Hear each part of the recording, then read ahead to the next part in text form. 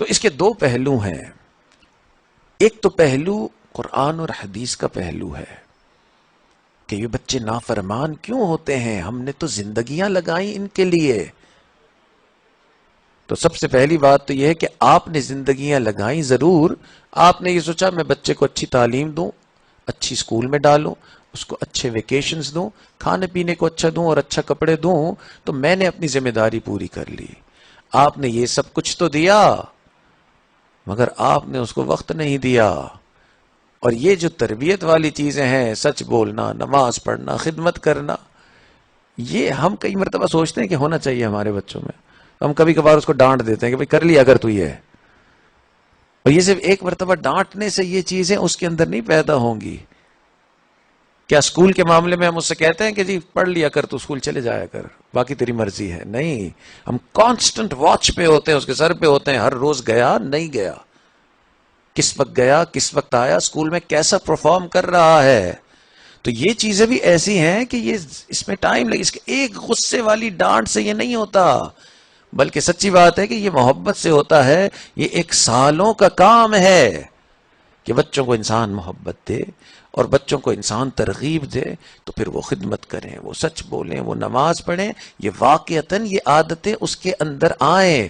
ہم چاہتے ہیں کہ ہم اپنا ٹائم جو ہے اپنے بزنس کو دیں، اپنے دوستوں کو دیں، اور آج کل اپنے موبائل فونز کو دیں. اور بچوں کا یہ ہم سمجھتے ہیں کہ یہ کوئی ٹائم سپینڈ کرنے کا کوئی فائدہ نہیں ہے. سب سے زیادہ اہم کام ان بچوں کی تربیت پہ ٹائم لگانا ہے. تو ایک تو یہ ایسپیکٹ ہے. دوسرا حدیث پاک میں آتا ہے کہ جو شخص یہ چاہتے ہیں کہ ان کی اولاد کا رویہ ان کے ساتھ اچھا ہو، اس کو چاہیے کہ وہ اپنے والدین کے ساتھ اپنا رویہ اچھا رکھے. ہم اپنے والدین کی نافرمانی کرتے ہیں، کل کو بچے ہماری نافرمانی کرتے ہیں. تو اصل بات یہی ہے. امریکہ میں اور ویسٹرن ملکوں میں کیونکہ ادب کی بہرحال اسلامی ملکوں سے کمی ہے، یہاں پھر بھی ماحول دینی کسی نہ کسی درجے میں ہے، تو بچے اس لحاظ سے بے ادب نہیں ہوتے. وہاں پہ کئی مرتبہ بچے ایسے آؤٹ آف کنٹرول ہو جاتے ہیں کہ بچوں کو سنبھالنا دنیا کا مشکل ترین کام ہو جاتا ہے. تو اب یونیورسٹیز کے اندر پیرنٹنگ کی ڈگریز ہوتی ہیں اور لوگ ماسٹرز لیول تک جا کے یہ پیرنٹنگ کی ڈگری کرتے ہیں، اور ان کو پیرنٹنگ کوچز کہا جاتا ہے. یہ پیرنٹنگ کوچ ہوتا ہے، یہ والدین کو ٹرین کرتے ہیں کہ بچوں کو کیسے آپ نے سنبھالنا ہے. اور ایسے جو پیرنٹنگ کوچز ہوتے ہیں بڑی زبردست قسم کی ان کی پر آور تنخواہیں ہوتی ہیں، سینکڑوں ڈالرز میں ہوتی ہیں. اور یہ پیرنٹنگ کوچز جو ہیں یہ بچوں کی تربیت سکھاتے ہیں والدین کو، کیونکہ اتنا معاملہ خراب ان ملکوں میں ہو گیا ہے، اور آہستہ آہستہ ہمارے ملکوں میں بھی اسی طرح سے معاملہ بنتا جا رہا ہے. تو ایک مشہور پیرنٹنگ کوچ ہے، اس نے کہا کہ ہم بچے کو خراب والدین خود ہی کرتے ہیں.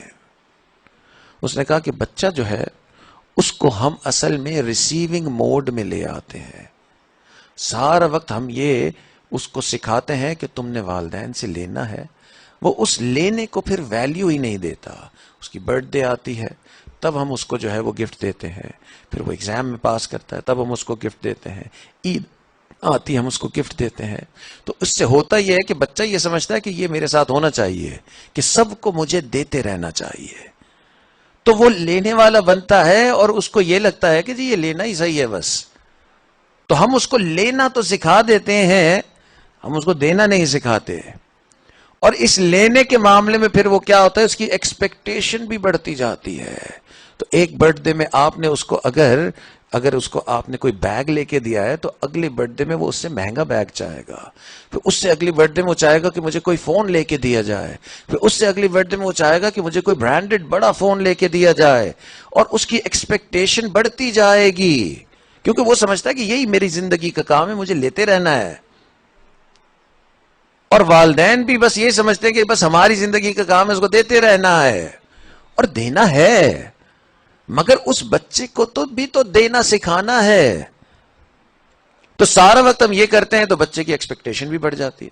پھر کبھی کبھی اس کی ایکسپیکٹیشن پوری نہیں ہوتی تو بچہ جو ہے وہ اپسیٹ ہوتا ہے، غصے والا بنتا ہے، اور وہ یہ سمجھتا ہے کہ اچھا پوری زندگی بھی اگر میرے والدین نے دیا ہے تو اگر ایک چیز مجھے چاہیے وہ نہیں ملی تو میں غصہ کر سکتا ہوں.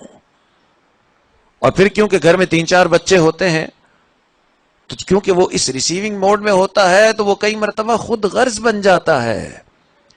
وہ کہتا ہے باقیوں کو کچھ ملے نہ ملے مجھے ضرور جو میں چاہ رہا ہوں مل جائے.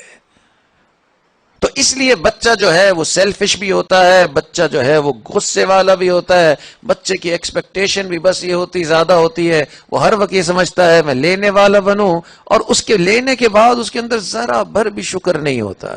وہ سمجھتا ہے ان کا کام ہی یہی ہے کہ مجھے دیتے رہے. تو یہ بڑا مشہور جو پیرنٹنگ کوچ ہے وہ کہتا ہے کہ آپ نے خود ہی اس بچے کو باغی بنایا ہے.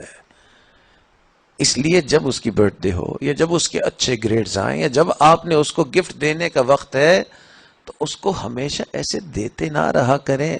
اس دن اس کو کبھی کسی یتیم خانے میں لے جایا کریں اور اس کو کہیں کہ اب تم دو ان سارے غریبوں کو، ان یتیم بچوں کو.